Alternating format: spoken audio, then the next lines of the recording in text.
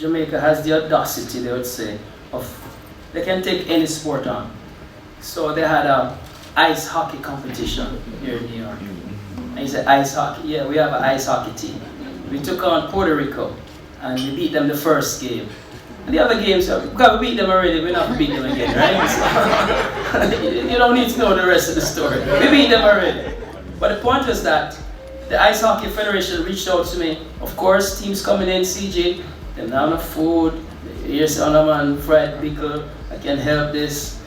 Of course, we don't usually have any money. What we try to do is that we source it. And I can call on certain people. And they know when I call on them again, I'm not asking them. I'm according them an opportunity.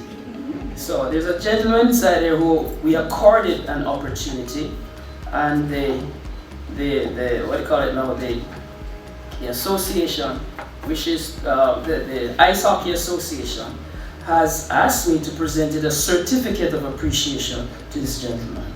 And you know, he's an entrepreneur celebrating his 60th birthday party on May 4th. And I figured he wanted to announce that because he likes those kind of stuff.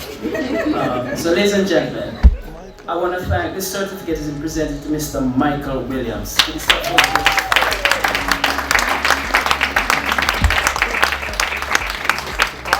And it reads, this certificate presented to Michael Williams in recognition and appreciation of your support to the Jamaica Ice Hockey Team in New York. Your contribution to our team is deeply appreciated.